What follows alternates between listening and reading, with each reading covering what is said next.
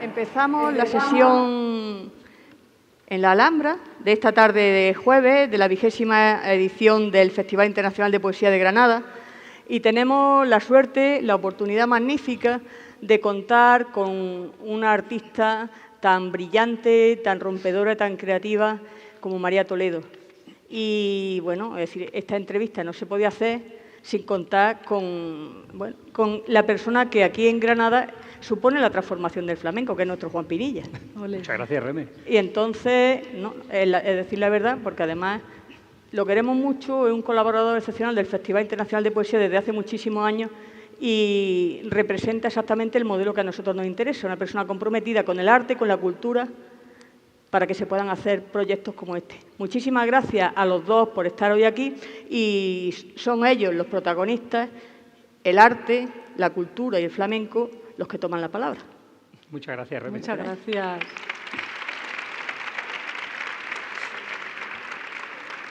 Muchísimas gracias, Reme. Y buenas tardes, bienvenida, bienvenido. Veo muchas caras conocidas y queridas.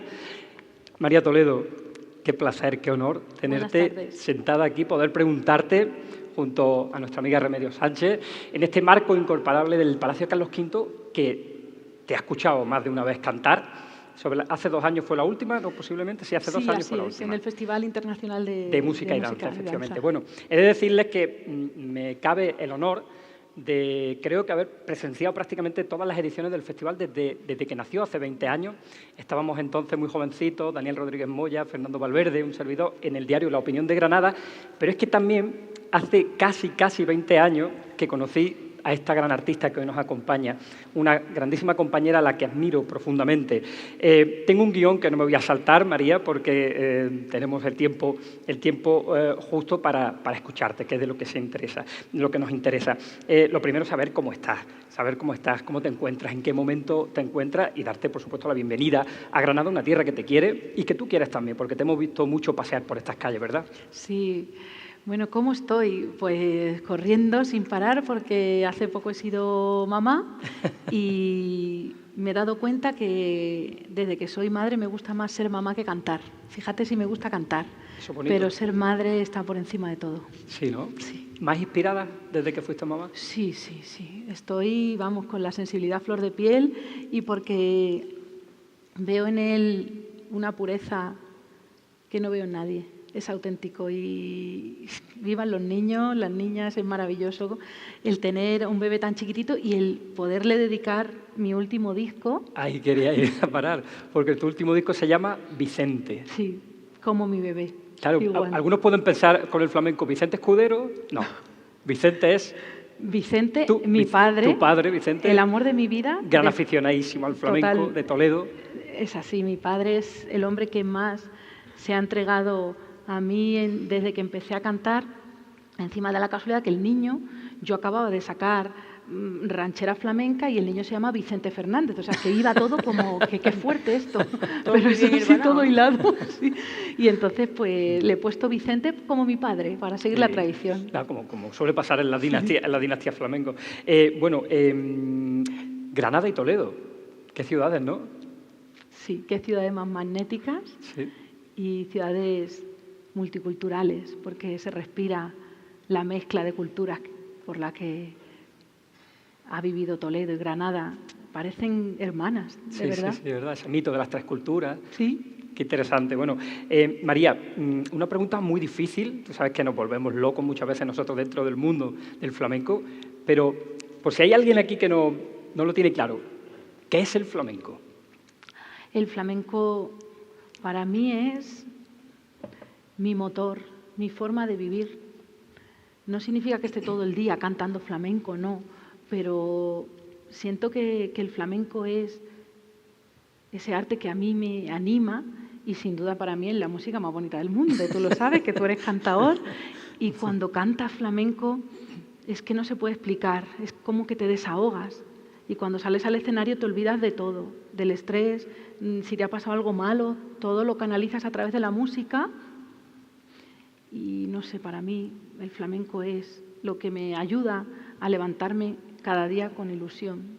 Y lo dice una mujer que tiene una formación en música increíble. Bueno, están viendo ese piano que preside este escenario y con el que después tendremos el inmenso honor de escucharla.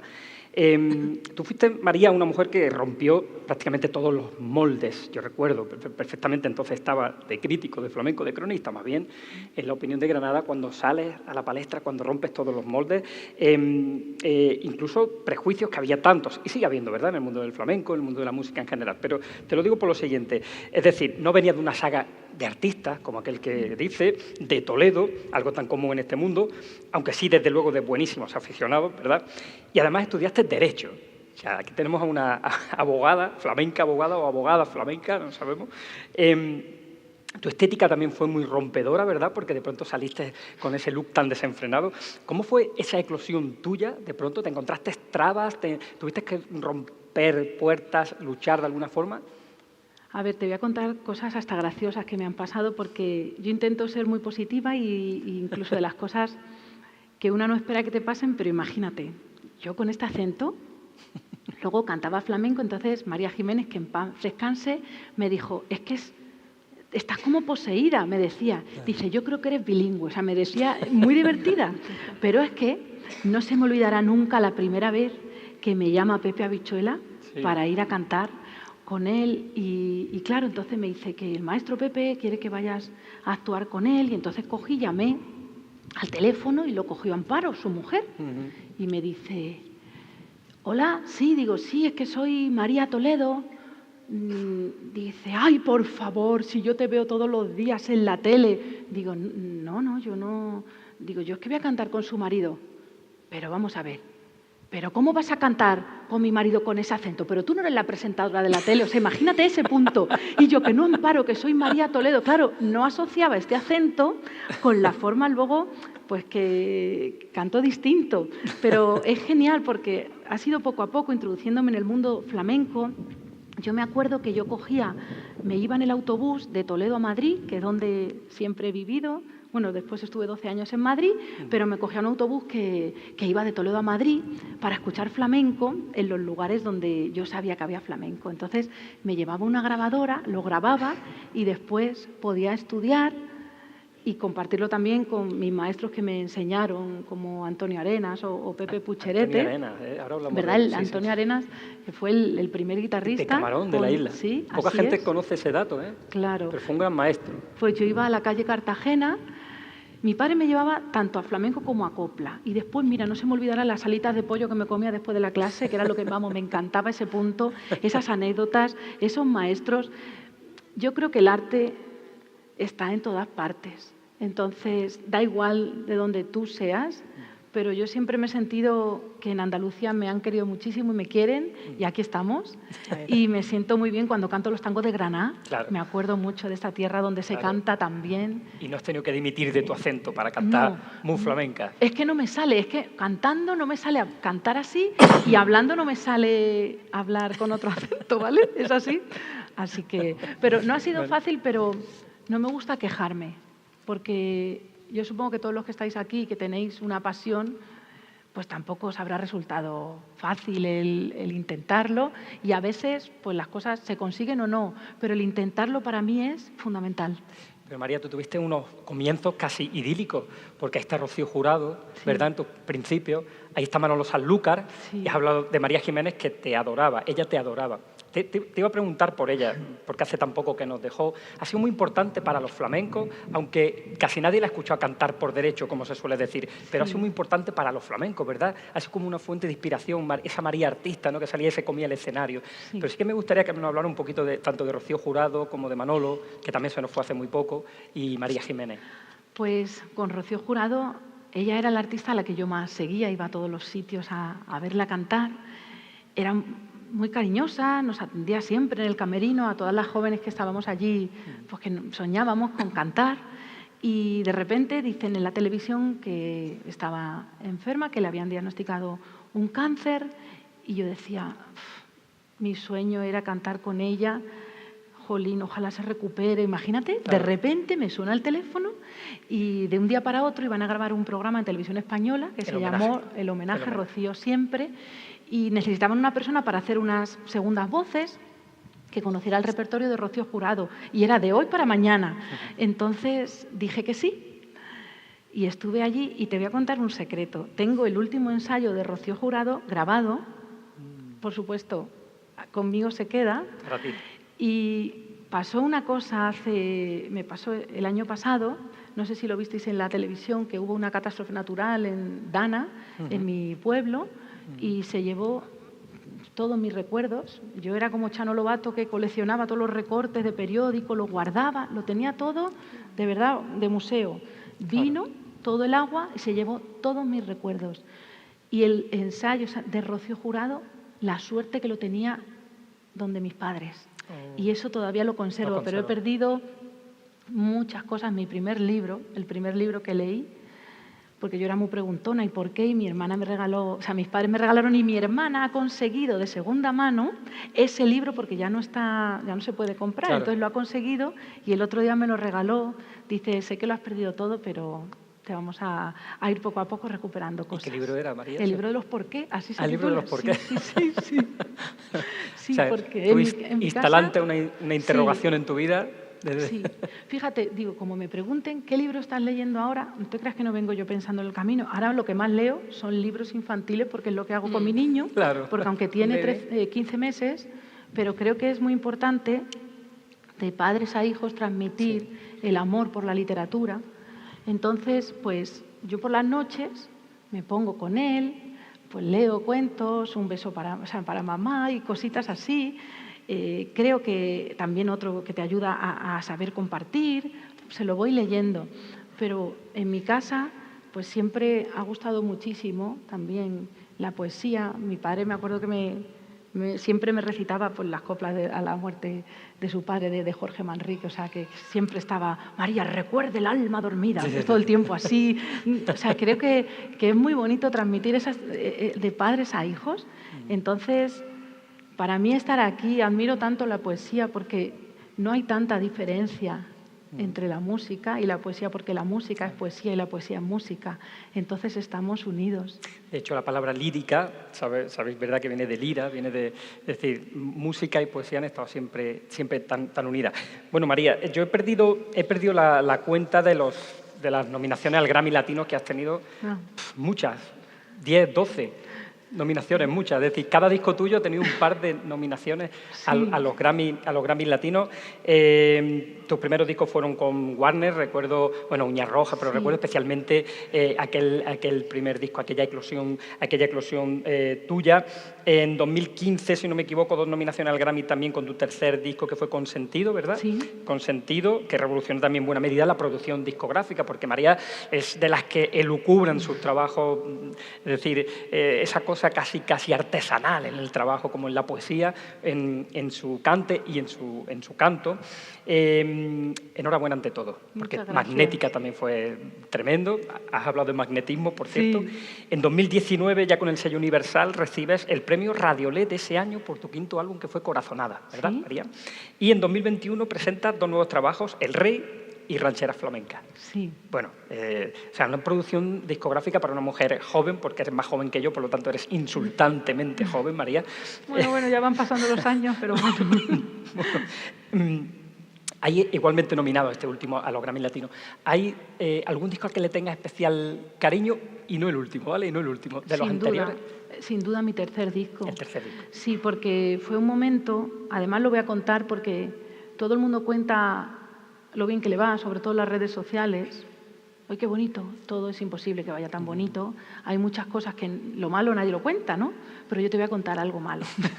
Resulta que, pues, ya tenía que sacar mi siguiente disco. Hay diferentes formas de hacer contratos con las multinacionales, o un contrato de exclusiva, o haces un contrato de licencia, depende, ¿no? Entonces, o solo de distribución. Hay muchísimos contratos que se pueden hacer. Entonces, yo había hecho los 2, exclusiva, y en el tercer disco me dirigí a ellos, y porque los adoro, a todo el equipo de Warner. No soy de la opinión de criticar a las multinacionales, porque detrás de las multinacionales hay personas que viven de esto y que trabajan.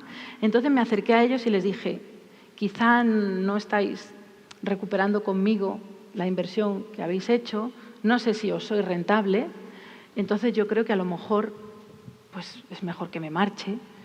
porque tampoco voy a hacer un disco que dure una canción X para sonar en radio, porque Kalthum, que era la diva de la música árabe, hacía temas que duraban 20 minutos. Entonces, si yo canto por tangos que dure solo para sonar en radio, no estoy dispuesta a comercializar con mi forma de pensar. Entonces, creo que es mejor que me marche. Y me dijeron, no, no te vas a ir. ¿Qué quieres? ¿Hacer un disco que dure cada tema? Haz lo que quieras. Me encantó ese punto. Entonces dije, bueno, pues voy a hacer un disco. Libertad. Hice un disco que yo decía, esto no lo va a comprar nada más que mi padre y mi madre. De verdad, yo lo sentía.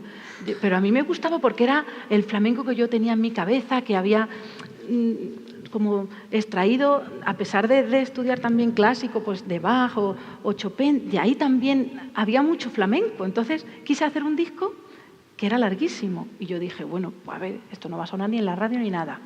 El disco salió y de repente me voy al campo con mis amigas, gracias a Dios sin cobertura, como aquí, que creo que no hay, que es el lugar más maravilloso. Hay inhibidores, por si, ay, qué bien. Por si alguien está intentando... Nada, fenomenal. Estaba sin cobertura. Estuve allí, pues 3 o 4 horas. Cuando salgo de allí, el teléfono echaba humo. Porque entonces tenía WhatsApp, que ya hace 7 años que no tengo WhatsApp. Estoy encantada de la vida. Bueno, pues el WhatsApp, las redes sociales, pero esto que... Bueno, digo, ¿alguna he liado? Bueno, pues no. Pues con este disco, que yo lo había hecho sin pretensión ninguna, nada más que de satisfacer mi gusto personal, resulta que me nominaron a Latin Grammy por primera vez, pero no solo álbum de música flamenca, sino álbum del año. O sea, estaba Alejandro Sanz, Juan Luis Guerra, Miguel Bosé. Yo decía, no puede ser, un disco que me he hecho a mi bola. Entonces eso me hizo convencerme más todavía de que hay que seguir con tu proyecto, hay que creer en tu proyecto, aunque algún día pase que solo seas tú misma la que crees en ello, da igual, pero te tienes a ti. Entonces tienes que seguir, tienes que darlo todo. Y algún día, si está de Dios que pase, pasará. Y si no pasa, te quedas con la cosa de que has hecho lo que realmente te gustaba a ti y no has hecho lo que otros han querido que hagas. No sé si me estoy explicando. María, ¿y cómo se concilia ser mamá y ser artista? O sea, las giras, los conciertos, los ensayos. Es muy complicado, muy difícil, porque yo he tenido un hijo para criarlo yo. No quiero que me lo cuiden, quiero cuidarlo yo. Entonces está aquí, en el camerino que hemos improvisado ahí. Baila, claro, el otro día con el Ballet Nacional, pues él ve que bailan, baila. Entonces... Sí, pero ¿qué tiempo tiene? Tiene 15 meses, es un niño de la calle. O sea, imaginaros, ¿no? Él tiene más calle. Total, Juan. Entonces, ¿qué pasa? Pues realmente no es fácil. El otro día vi que una niña se había graduado y llevó a su bebé, que me pareció genial. Había comentarios muy crueles, como no se lo ha podido dejar a nadie. No, señores, no ha querido dejarle su hijo a nadie. Es madre y está orgullosa de su hijo y lo lleva como yo llevo a mi hijo a todas partes, porque estoy encantada de ser madre. Pero sí es cierto que las cosas deberían cambiar un poquito. Porque, por ejemplo, cuando eres madre, a mí se me retrasó, ya cuento cosas personales como si no hubiese nadie, se me retrasó el parto muchísimo. Yo di a luz un 31 de diciembre, imagínate qué buen día. El 31 de diciembre a las 8:13. Entonces tenía un concierto el día 3 de enero. Entonces yo no quería dejar tirado al promotor porque se estaba esforzando muchísimo. Me había preparado para ese concierto y nadie habla de cómo se siente una madre, de la salud mental, de que cuando antes de ser madre todo el mundo, ten cuidado no te caigas, que llevas al niño. Cuando eres madre nadie te pregunta cómo estás, ya todo el mundo al bebé y tú, hola, que estoy aquí, que está Vicente, pero nadie. Entonces salir al escenario yo sentía que me daba vida, pero la ley no te lo permite, porque son obligatorias, si no me equivoco, 6 semanas ininterrumpidas de obligado cumplimiento. Entonces, los tiempos han cambiado y todo tiene que ser una elección, no una obligación. A lo mejor no iba a volver a trabajar en ese año nada más que los 3 conciertos que tenía en enero, que es lo que pasa en las profesiones como la mía, que es un trabajo que no sabes cuánto vas a trabajar. Entonces, lo que tienes lo haces, ¿no? Pero la ley no te permitía. Entonces, a mí me gustaría, sé que es muy complicado cambiar una ley. ¿Tú eres abogado? Sí, y tampoco me apetece, porque yo soy del partido del flamenco, ¿sabes? No me apetece afiliarme a nada más que al flamenco. Entonces, para cambiar una ley, me encantaría que algún día se cambiase esa ley, pero que alargasen más, para que tuviesen, las que quisieran estar más tiempo con su bebé, pudieran estar, porque es muy pronto cuando se tienen que incorporar a trabajar, y las que tenemos que trabajar porque también nos apetece que tuviésemos esa opción. Yo estaba en la tele, me tuvieron que echar de la tele y es una pena, porque yo adoro a la persona que me dirigía el programa de la tele, pero es que la ley se lo impedía, ¿no? Claro. Entonces es una faena que no puedas conciliar de una forma más cómoda y el ser madre. Es muy difícil, muy difícil. María, me cabe también el honor de haber entrevistado a Enrique, por desgracia, para mí y para todos los grandes aficionados, Enrique Morente, que por cierto nos dio unas noches con Pepe Habichuela. Aquí la última noche que lo escuché cantar fue increíble, los dos solos. Imagínate, los dos solos. Se partió el alma cantando por Soleá, Enrique. Y recuerdo que fue el año 2010, sabes que murió en 2010, y le preguntamos, Reme, maestro Enrique, han nombrado el flamenco Patrimonio Inmaterial de la Humanidad, ¿qué te parece? Y dice, yo lo que quiero es hacer un partido de flamencos que nombremos a la humanidad Patrimonio del Flamenco. Ole, ole, ole. Ole. ¿Recuerdas cuando se nombró el flamenco Patrimonio de la Humanidad? El flamenco goza de un estatus internacional, tesis doctorales. A mí me vienen niños de todo el mundo, supongo que a ti también te llamarán de Canadá, de esto, para sus tesis doctorales. Tú que has viajado por tantos países, ¿qué país te ha atrapado el alma o el público, la reacción del público te ha llamado más la atención? A ver, la reacción en cuanto al flamenco, Japón. Japón, Japón era increíble porque yo decía, madre mía, si saben más flamenco que nosotros. Sí. Se sabían todos los palos, de dónde venían todas las fuentes. Y has cantado la soleá de Cádiz, Jerez, los puertos, pero... Sí. Y yo, eso no te lo dicen aquí ya, ¿eh? Sí, dice, oye, ¿y la soleá de Juaniquí? Y yo, hola, estoy en Japón, yo no sabía, digo, pero es muy fuerte.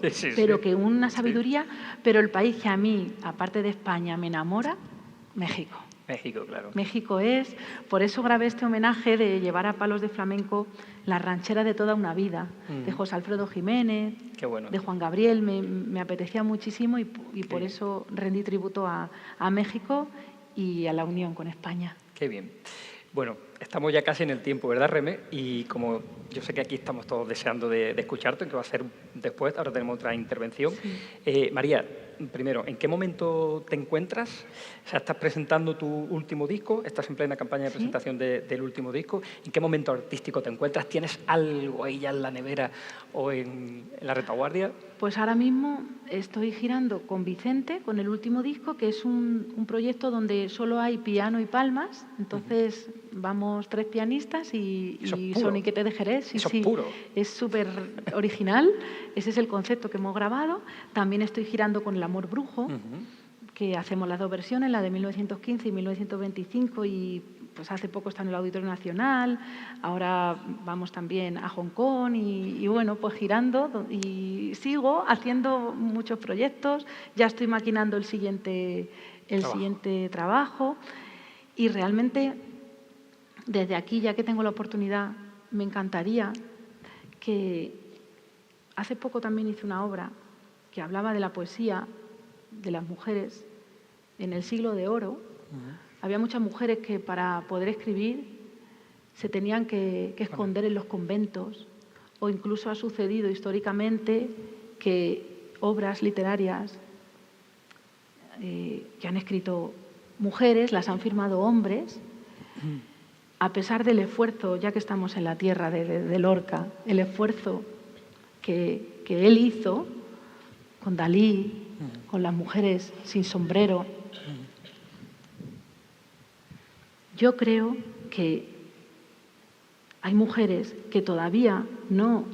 Yo cuando estudié en el colegio, sí estudiamos la generación del 27, pero no había en los manuales Josefina de la Torre. Es que no, nada. O sea, yo creo que habría que no sé, también de Victoria, me acuerdo, Kent, sí, por ejemplo, también Ernestina, que es maravillosa. Claro. No lo hemos estudiado. Claro. Entonces, me gustaría que a las mujeres de nuestra época, de nuestro siglo, pues ahora que pueden escribir, gracias al trabajo que otras han hecho más libremente, que les diésemos más difusión. Y también a los hombres de la actualidad, porque siempre hablamos de lo genial, de lo que hemos vivido en el flamenco, hablamos de la Niña de los Peines, hablamos en poesía de Lorca, de Machado, pero quiero que hablemos también mucho más, gracias a este festival, de la poesía actual, de mujeres y hombres, porque cuando se mueran, otros hablarán,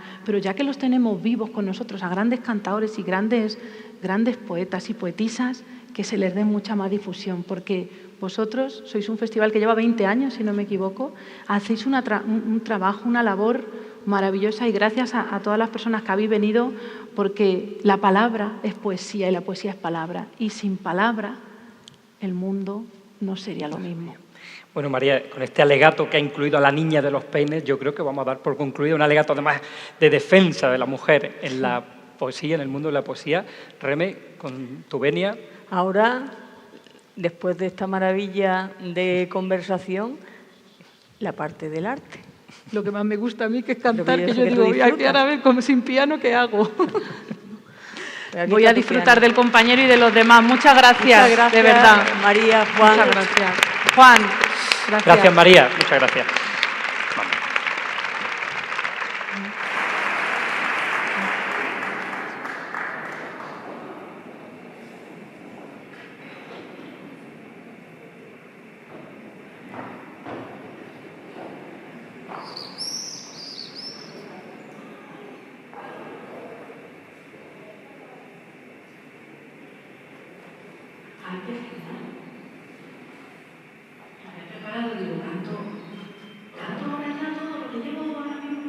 Es que esta es mi forma de desahogarme. Y llevo desde Toledo a Granada con un bebé y telita. Y ahora me voy a desahogar cantando. Y voy a cantar la primera canción que compuse, porque a mí, con todo mi respeto a la poesía, me gusta mucho escribir. Siempre uso rima consonante, que me encanta. Hice esta canción, la primera, que se llama Con el tiempo, que habla de la búsqueda de un amor que tú buscas pero que nunca aparece. Y yo usé para componer esta canción la cadencia andaluza, que es esta, y la usé para este tema. Así que voy a empezar cantando y cuando me digáis Reme, Juan, yo paro. Daniel, gracias. Le he prometido a Daniel, porque me falta mucha formación, quiero seguir aprendiendo. Me acuerdo cuando estudié en la universidad que había gente muchísimo más mayor que yo, que hoy en día valoro mucho, que en su día no lo veía, pero ahora veo que nunca se deja de aprender. Y quiero aprender mucho más de la ciudad de Granada y que me hagáis una rutita, que veamos mucho más por dónde estuvo Lorca, muchas cosas, Manuel de Falla, que me contéis, que vosotros sabéis mucho y me encantaría aprender. Así que aquí ya lo hemos dicho en privado, pero ya lo digo públicamente, que volveré. ¿Vale? Gracias.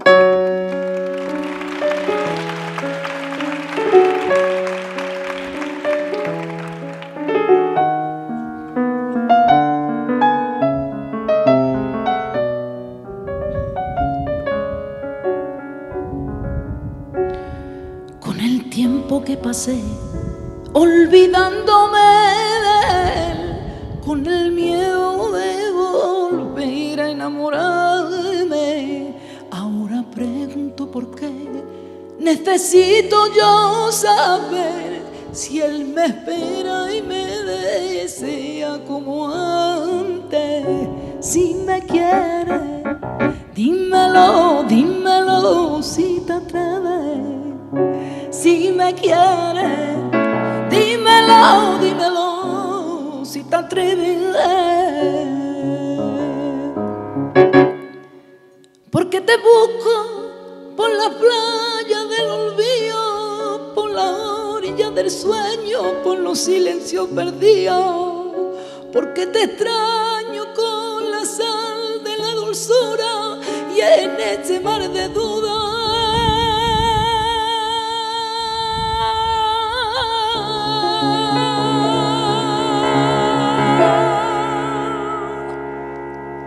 Donde sé que siempre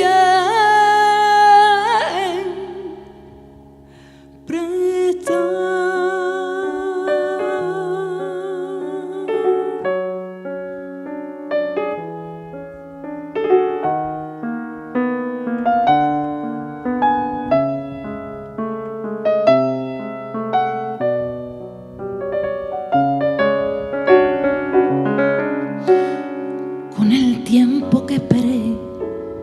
recordando aquel ayer con la excusa de volver a equivocarme. Ahora ya no sé muy bien si los besos que entregué me sirvieron para poder enamorarte. Si me quieres, dímelo, dímelo si te atreves.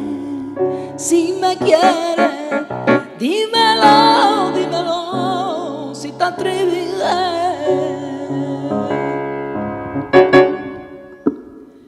Porque te busco por la playa del olvido, por la orilla del sueño, por los silencios perdidos.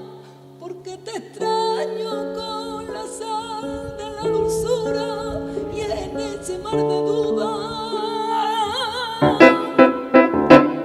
Porque te busco por la playa del olvido, por la orilla del sueño, por los silencios perdidos.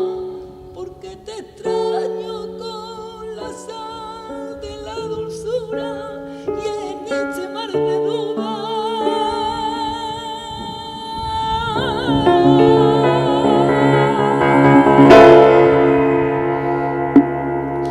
Donde sé que siempre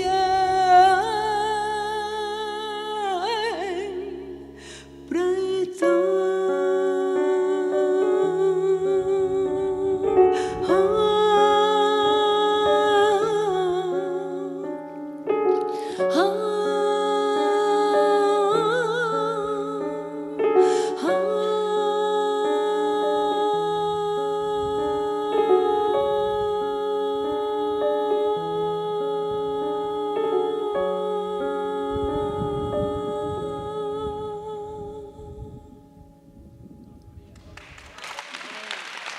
Muchísimas gracias. Gracias.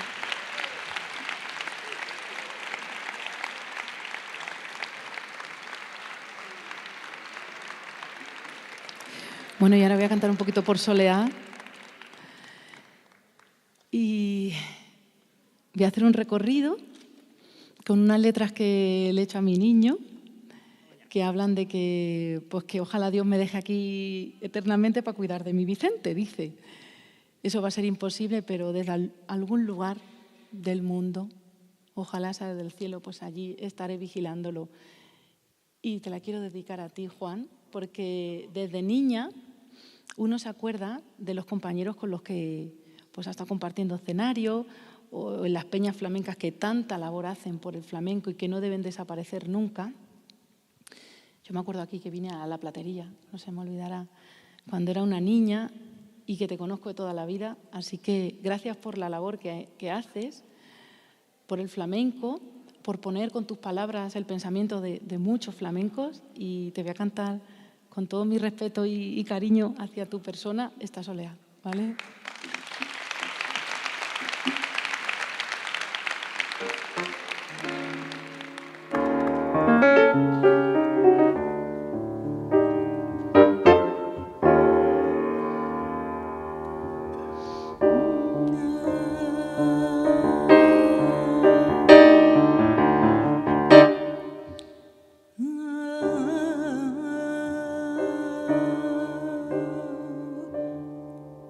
Asumo que eres mi esencia, lo más puro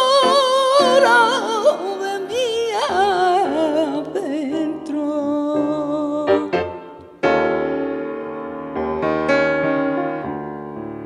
Más puro de mí adentro, lo más puro de mí adentro. Antes de que tú nacieras, yo te estaba a ti queriendo. Antes de que tú nacieras, yo te estaba a ti queriendo.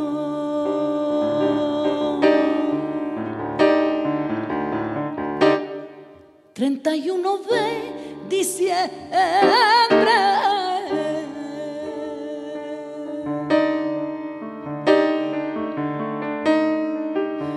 31 de diciembre,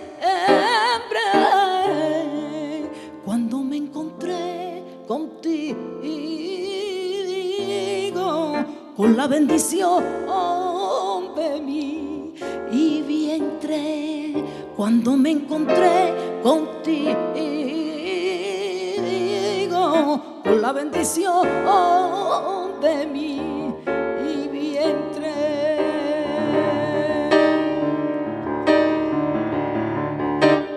A mí que me importa lo que diga,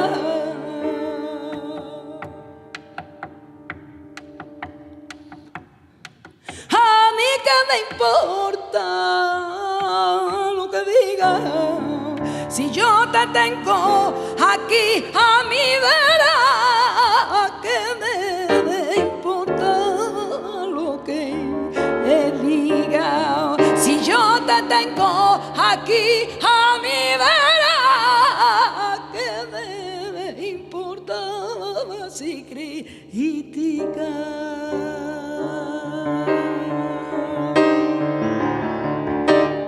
Así me tienes tú, loca tú a mí, y yo me tienes loca porque no me deja, Dios mío, aquí para siempre y para cuidar de mi vida.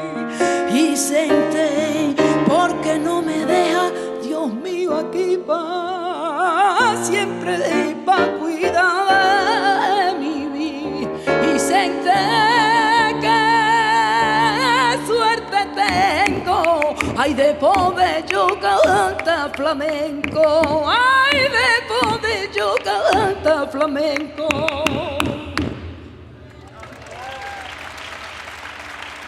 Muchas gracias.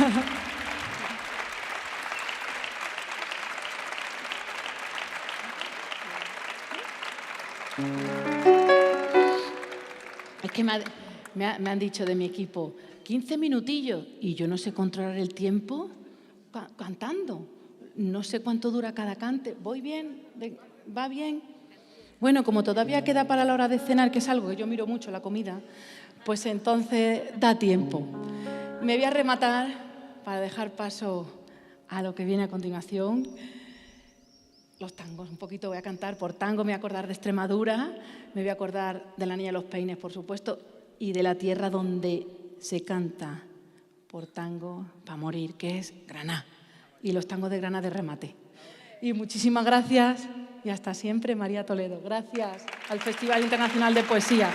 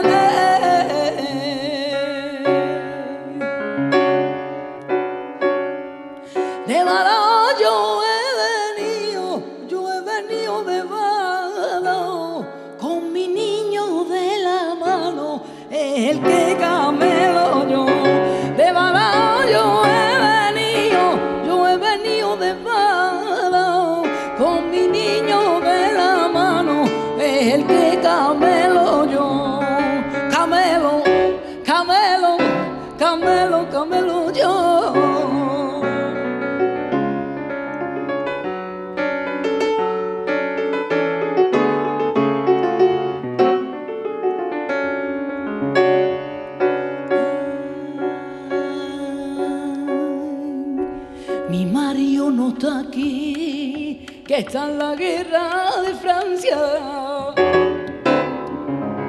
Mi marido no está aquí, que está en la guerra de Francia, buscando con un candil a una pícara mulata y al guruguru, y al guruguru, y al guruguru, guru, al guruguru, y al guruguru, y al guruguru, guru. Tú no me pegues bocadito, que tú me haces cardinales. Y cuando yo voy a mi casa, me lo nota a mí mi madre. Tú no me pegues bocadito, que tú me haces cardenales. Si te vas,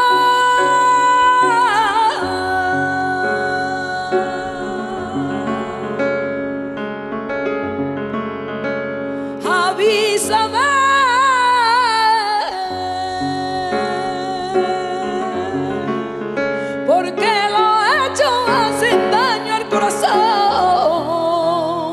Si te vas, espérame, porque eres la persona que me hace enloquecer.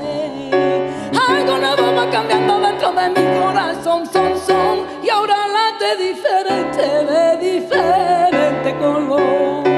Algo nuevo va cambiando dentro de mi corazón, son, y ahora late de diferente color.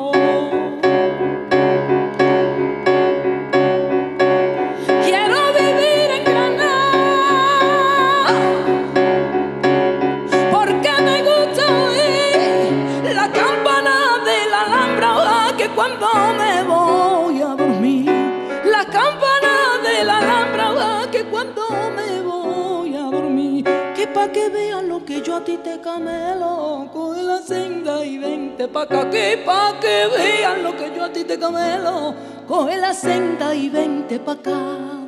No sé qué tiene el flamenco, que cuando lo canto me alegra por dentro. No sé qué tiene el flamenco, que cuando lo canto me alegra por dentro. No sé qué tiene el flamenco, que cuando lo canto me alegra por dentro. Ay, no sé qué tiene el flamenco, que cuando lo canto me alegra por dentro.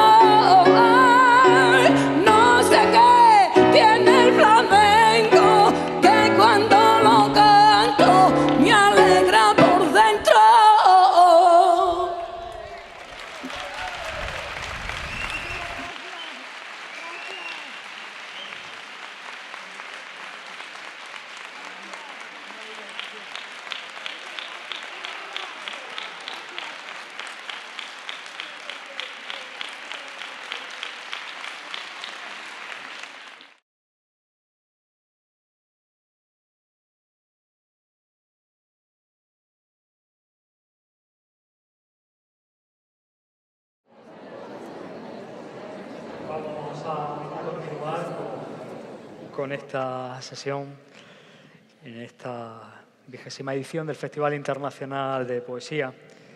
Y como esto es un festival de poesía, vamos a cerrar hoy con dos auténticos poetas. Un poeta que hace cine, un poeta narrador, porque lo que les une sin ninguna duda es esa forma de emocionar con su trabajo, esa forma de conectar conciencias, que en definitiva es lo que une la poesía con todas las demás disciplinas artísticas. Y es un verdadero placer para nosotros contar hoy con Héctor Abad Faciolince y Fernando Trueba. Queremos agradecer muchísimo la presencia también de Beatriz Pérez Aranda, que el esfuerzo que ha hecho para estar aquí en Granada con nosotros y poder conducir esta charla en la que se va a hablar seguro de esa trasvase de género cómo se pasa de la novela al cine. Hay quien dice, cuando se habla de traducción, que lo que se queda en el camino cuando se traduce un poema precisamente es la poesía. En esta novela, El olvido que seremos, en esta película, El olvido que seremos, no pasa eso. En ese trasvase, la poesía precisamente es lo que pasa de un lado a otro. Dice Mario Vargas Llosa en la contracubierta de este libro que es la más apasionante experiencia de lector de sus últimos años. Yo añadiría también que además de ser la más apasionante experiencia de lector que uno puede tener al leer El olvido que seremos, también es la más apasionante experiencia de espectador de cine, porque el trabajo de Fernando con la novela de Héctor es sencillamente emocionante, ese legato a la memoria que en definitiva también es la poesía. Así que les dejo con Héctor Abad, con Fernando Trueba, conducido por nuestra querida Beatriz Pérez Aranda. Muchas gracias. Muchas gracias, Daniel. Muchísimas gracias a todos ustedes. Gracias sobre todo también a Remedios Sánchez por, bueno, al fin y al cabo ella es la artífice de que yo esté aquí, que esté con todos ustedes, que esté en este marco. No voy a utilizar el tópico incomparable, pero sí, es incomparable. Así que muchísimas gracias. Espero que disfruten de esta tarde de diálogo, de charla, de poesía.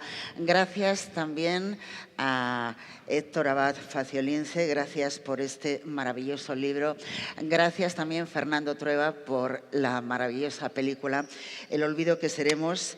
Es un libro con mucha alma, es una película con mucha alma. ¿Cómo llegó Trueba a Faciolince y Faciolince a Trueba? Bueno, para empezar, lo que está claro es que hay química con esa sonrisa entre los dos. Bueno, para empezar, gracias por venir. Gracias por prestarnos este escenario que me parece que me deja sin palabras. Y este cielo también. Han sido 2 días en Granada donde estoy borracho de tanta belleza y bueno, muy agradecido y muy feliz de estar aquí. Estaba tan nervioso que yo no oí qué me preguntaste. Yo sé que dijiste Trueba y Faciolince, pero no bueno, más. Mira, también me has dado pie para dar las gracias, por supuesto, al Premio Internacional de Poesía Ciudad de Granada por invitarnos, Premio Internacional por invitarnos también a estar todos aquí. Bueno, lo que dije, al fin y al cabo, por lo que veo tenéis muchísima química. ¿Qué fue Faciolince Trueba, Trueba Faciolince? Bueno, ¿Cómo llegasteis? A Fernando lo conocí, él dice que en Cartagena, yo digo que en México, en fin, es lo mismo, y me cayó muy bien. Yo no soy un gran experto en cine para nada, no soy un experto en ninguna cosa, pero no sé, me cayó muy bien, creo que nos caímos bien, pasaron los años y un día un amigo, el productor final de la película, Gonzalo Córdoba, que tiene un nombre muy granadino, me dijo, bueno, hagamos una película con El olvido que seremos.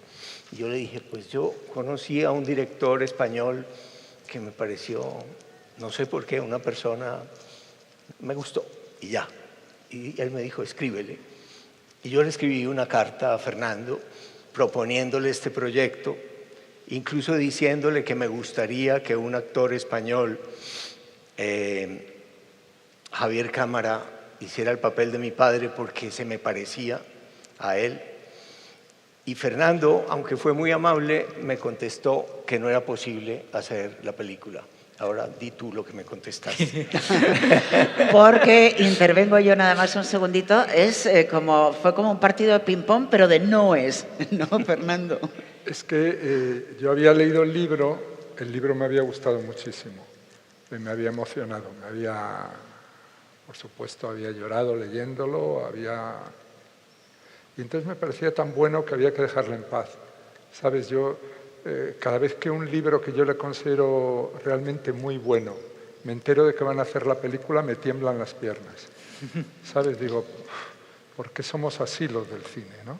Porque no dejamos tranquilos los libros buenos, ¿no?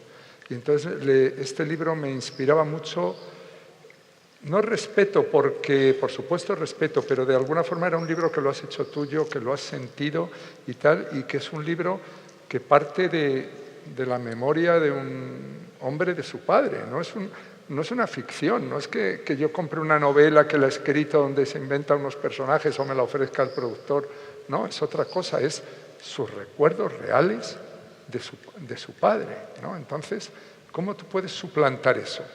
¿Cómo puedes competir con algo tan personal, tan íntimo y tan... No se lo puedes prestar a nadie eso, ¿no? Entonces me parecía que no se podía hacer, que no se debía hacer.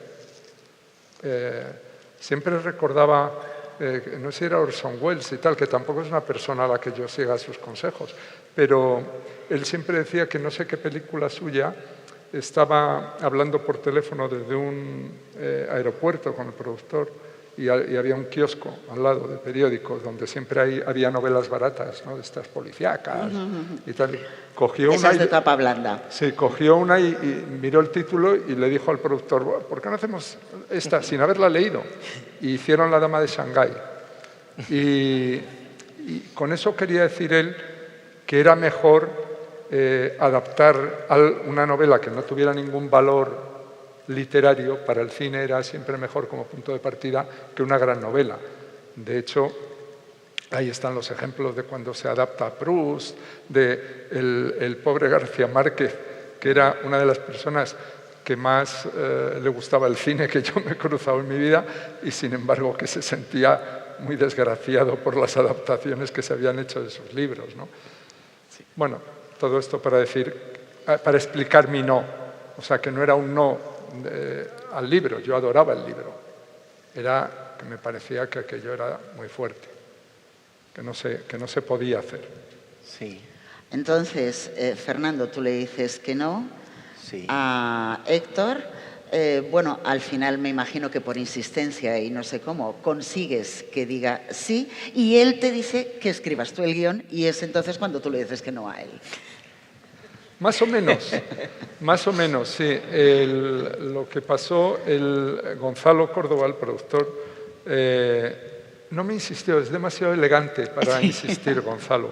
Me dijo una cosa al despedirnos, después del no, me dijo, ¿y no volverías a leer el libro? Lo mismo le encuentras un ángulo cinematográfico. Y yo le dije, hombre, no me importaría nada leer el libro, ya lo había leído hacía 2 años, a lo mejor, o 3, y le digo, pero no lo leo, me vale el pretexto para volverlo a leer, pero no voy a cambiar de opinión, no creo que vaya a cambiar de opinión. Y bueno, pues al leerlo, intentando imaginar de qué manera se podía uno acercar a esa novela cinematográficamente, pues acabé cediendo. Y entonces cuando le dije a Héctor, bueno, vamos a escribirlo juntos el guión, Héctor me dijo... Bueno, es que Fernando dijo, bueno, tal vez mi hermano David sería capaz de hacer un guión, pero ¿por qué no nos vamos los 3 al sur de Francia y escribimos el guión entre los 3, me parece? No fue así. Ah, mira. No, te dije, ¿por qué no nos vamos al sur de Francia y escribimos el guión juntos? Tú y yo. Estamos hablando del olvido que seremos, bueno, entonces del olvido que somos. No, es que lo que ocurría es que yo le pedí a Gonzalo un par de meses para acabar el guión que yo estaba haciendo, que era el de la película Dispararon al pianista. Yo estaba en ese momento en la mitad de ese guión y no podía interrumpirlo y ponerme a escribir otro, ¿no? De hecho, había mucha gente ya comprometida y esperando por eso.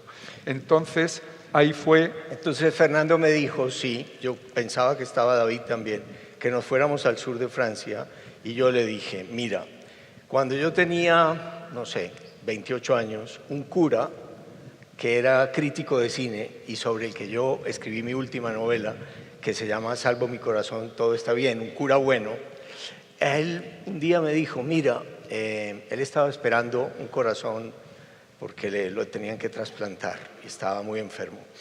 Y en esas circunstancias me dijo, mira, yo me imaginé una historia de un cura que va a salas de masajes y que de algún modo termina involucrado con sus masajistas. ¿Por qué no haces como un tratamiento, un intento del guión, unas primeras escenas y me las traes? Y yo le dije, bueno, yo nunca había hecho nada de ese tipo. Me tomé 10 días, le llevé lo que hice, él lo leyó y me dijo, esto es pura literatura, esto es una porquería para el cine, esto es literatura, pero mira, Héctor, nunca en tu vida, nunca más trates de hacer un guión, nunca más.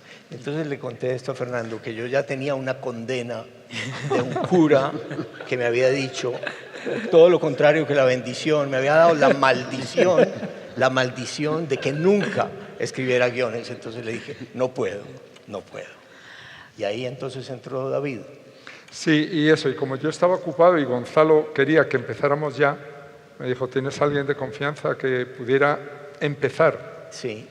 Y fue una gran idea porque se lo propuse a David, que también le gustaba mucho el libro, y no solo empezó, sino que escribió el guión.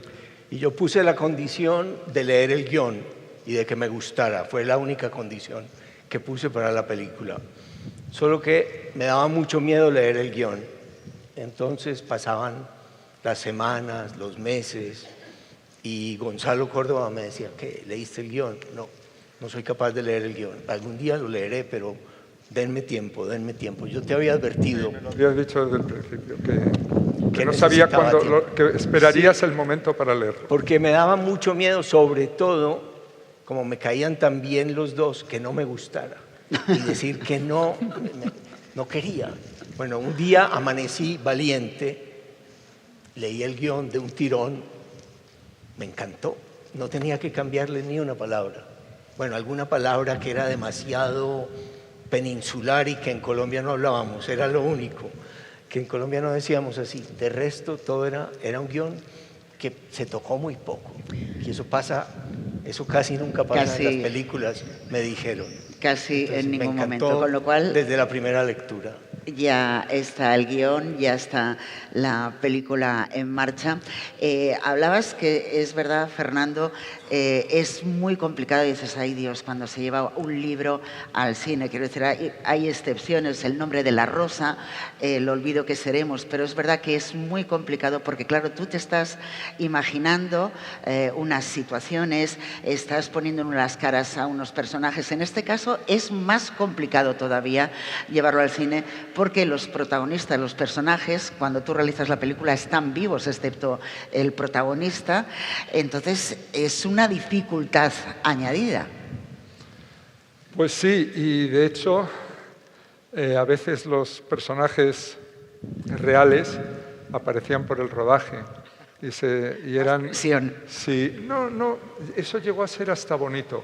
Me acuerdo de un día que una de las hermanas de Héctor organizó en un fin de semana durante el rodaje allí en Medellín, organizaron una cena y nos invitaron a muchos del equipo y actores y tal, a cenar allí con la familia y eso. Y de repente había un sofá muy grande en el salón. Miré el sofá y estaban sentadas las 4 hermanas de verdad y las 4 de ficción, las 8 juntas. Y le dije, Héctor, siéntate ahí en medio, quiero esta foto. O sea, me parecía algo tan disparatado, ¿no? Ver a 4 personajes reales y a sus 4 intérpretes juntas, que eso no creo que haya pasado a menudo en el cine. Bueno, era muy raro. Bueno, para empezar, yo no quería estar en el rodaje. Yo le dije a Fernando, bueno, no es tú, el guión está perfecto, pero yo no voy a estar en el rodaje. ¿Porque no querías volver a revivir? No, porque no quería molestar, no quería interrumpir, no quería estar ahí metido diciendo... Ser una presión externa. Y a mí, que ya me caía muy bien Héctor, ese día, el día que me dijo, no quiero estar en el rodaje y para evitar la tentación me voy a ir fuera del país. Se enamoró. Me fui Dije, para Italia. Es mi autor favorito de la historia de la literatura. Eso vamos, solo lo puede superar un autor muerto, ¿no? O sea, Proust o Shakespeare o alguien así. Hice lo posible, pero no llegué, no llegué tan lejos. Bueno, me fui para Italia y mi esposa se iba a morir, la tenían que operar, y entonces tuve que volver. Sí, a mitad del rodaje, ¿no? Tuve que volver a mitad del rodaje. Bueno, no se iba a morir, pero le tenían que sacar la vesícula, que es una operación delicada, porque, bueno, no sé, muchas personas importantes se han muerto de eso, Manuel Puig y Andy Warhol, y bueno, entonces yo decía, ahora se muere Alexandra. Entonces volví y eso produjo algo muy bonito, que a mí la película me encanta, pero lo mejor que a mí me ha dejado esta película, y tú no oigas esto, es la amistad con Fernando y con Cristina, que creció durante el rodaje en Medellín, sin que yo estuviera ahí todos los días, pero que creció en esas semanas del año anterior a la pandemia, sí, del 19. Muy bonito. Yo pensaba que a partir de una edad ya no se hacían nuevos amigos, que eso que lo haces a lo largo de la vida, pero que ya llegas a una edad en la que ya no haces amigos nuevos, que lo que te empieza a ocurrir es que vas perdiendo algunos, ¿no? Por distintas razones, no necesariamente. Y para mí fue una alegría descubrir que esa teoría estaba equivocada y que uno podía ser mayor y de repente hacer amigos nuevos, ¿no? Eso te da mucha esperanza con respecto a la vida. Sí. Y esa identificación también puede estar porque los dos venís de familias numerosas, aparte de ese gusto tuyo, por ejemplo, Belle Époque, bueno, pues un elenco de mujeres, porque esa escena que has comentado de las 4 protagonistas y las 4 hermanas, tengo que decir además que el libro, que ahora entraremos más en profundidad con el libro no solamente es una biografía, que es la biografía de su padre, es una autobiografía, que es la de Héctor Abad Faciolince, pero también hay una persona que está en la portada, es Marta, es la hermana que no está, la hermana que falleció, falleció con 16 años, falleció de un linfoma. En 3 meses, en verano se lo detectaron, en Navidades se murió y hubo un antes y un después en esa familia con la muerte de Marta, y Marta por eso también está muy presente, porque también hubo un antes y un después en la manera de comportarse de su padre. Se implicó muchísimo más en el activismo y hubo un cambio en la familia. Usted ha vivido lo mejor y lo más duro de la Colombia de la segunda mitad del siglo XX, casi podría ser un personaje, Héctor, de García Márquez. Me explicó usted, por eso estaba hablando de la familia. Ha vivido el cariño, la tolerancia, el respeto de una persona muy admirada como era su padre, pero también de su madre, porque su madre también tiene mucho que ver en esa familia, aparte de ese amor incondicional por su padre. También retrata el modo brutal en el que le quedó cegada la vida. Estabas hablando del dolor, no querías revivir el dolor, pero cuando te pones a escribir, cuando ya decides escribir la novela, rememorar todo eso, podrías caer, cualquier persona mortal podría caer en la esquizofrenia. Bueno, todo es muy raro mirado para atrás, ¿no? Mi papá nos había educado en la creencia, en la ilusión de que el mundo progresaba, de que las cosas iban a ser cada vez mejores. Como él era médico, y en la medicina es uno de los pocos campos del saber humano donde uno en realidad puede ver, palpar, verificar y aceptar que hay progreso, que es mejor un mundo donde hay anestesia, antibióticos y vacunas, que un mundo sin todo esto, un mundo con higiene, con agua potable. Él nos había educado así, y hasta la muerte de Marta todo parecía que sí, que las cosas podían ser bonitas. Mi casa era una belleza, mis hermanas cantaban, bailaban, ellas eran felices, hablaban sin parar, contaban muchas historias. Yo era como el bobo de la casa, el único hombre que hablaba muy poquito y que las oía maravillado a ellas. Después de la muerte de Marta, sí, mi papá se metió mucho más de lleno en la vida. Y después de que lo mataron, yo quise educar a mis hijos, aunque fuera mentira, en esa misma ilusión, en la ilusión de que la vida es, bueno, la vida es buena, pero es dura. Pero yo quería educarlos como en cierta felicidad y en cierta alegría y esperanza por el futuro. Entonces, inmediatamente yo no quería ni recordar ni escribir esa historia. Pasaron muchos años. Yo sabía que algún día la tendría que escribir. Pero le contaba yo hoy a Remedios que a mí me pasa que muchas veces, o me ha pasado 2 o 3 veces, antes de escribir un libro, una narración, se me ocurre un poema. Y escribí en Caracas, en el año 99, un poema que, como esto es un festival de poesía, a Remedios le pareció que podía ser una buena idea leerlo, porque de algún modo es el índice o el resumen del olvido que seremos. Entonces lo voy a leer, porque así, no sé, se entiende más o menos cómo empecé yo a pensar que debía escribir ese libro. El poema se llama Memento. Mi padre era doctor y olía a limpio. Me gustaba el recuerdo de su olor sobre la almohada cuando se iba de viaje y miraba hechizado cuando estaba en la casa su brocha de afeitar. Con sus cuchillas, por tocarlas, por medirles el filo que raspaba sus mejillas, me corté muchas veces las yemas de los dedos. Esa sangre tan roja entre mis manos. Por la mañana amaba las huellas de sus pies en las baldosas y los rollitos de los calcetines dejados en el suelo y sus muchas corbatas en el closet tras el frasco de agua de colonia, Roger Gallet, que alguna vez regué. Nunca consideré si era feo o buen mozo, por mucho que los otros mencionaran su nariz de rabino y su cabeza calva. No lo consideré, pero cuando mis ojos veían su semblante, para mí era la calma. Yo tocaba tambor en su barriga y desde sus rodillas, en las lentas mañanas del domingo, rodaba piernas abajo por las espinillas.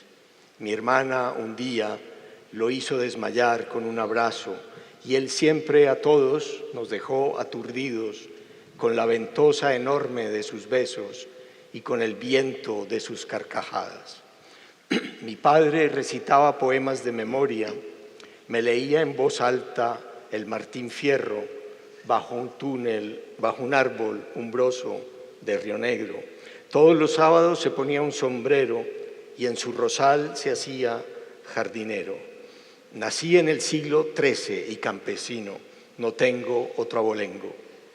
Como era liberal, se decía cristiano y comunista porque amaba a los pobres, porque sufría con el sufrimiento. Mi padre vacunaba por las selvas, daba horas y horas y más horas de clase en la universidad y también en las cárceles. Participaba en marchas de protesta, empuñando con furia sus pañuelos blancos y publicaba artículos en los periódicos diciendo el nombre de los torturadores, capitán tal, sargento hijo de tal, denunciando secuestros, asesinatos y desapariciones. Yo lo quería tanto que de niño había decidido morir si él se moría. No lo cumplí de grande hace unos años, cuando no se murió, sino que lo mataron. Aunque era manso, tal vez porque era manso lo mataron. También era valiente y no envalentonado. Era manso y valiente porque estaba en peligro y no sentía miedo. Y su única arma eran las teclas de una Olivetti azul o el azul de la tinta de un bolígrafo. Eso ha tenido un nombre, resistencia. Nunca entendimos que lo hubieran matado, ni que el traje con sangre que me entregaron en el anfiteatro pudiera ser su traje con su sangre. Nunca sangre tan roja entre mis dedos. Había en los bolsillos un poema de Borges, Aquí, hoy. una lista de muerte con su nombre y una bala incrustada en el forro del cuello. La bala fue una de las 6 que lo mataron y no la conservamos. Los nombres de la lista fueron siendo borrados en los meses siguientes por los asesinos. El poema decía: ya somos el olvido que seremos. Y es verdad, a veces lo olvidamos. Yo voy a recordarlo el día que me muera. Bueno, este poema lo escribí en Caracas.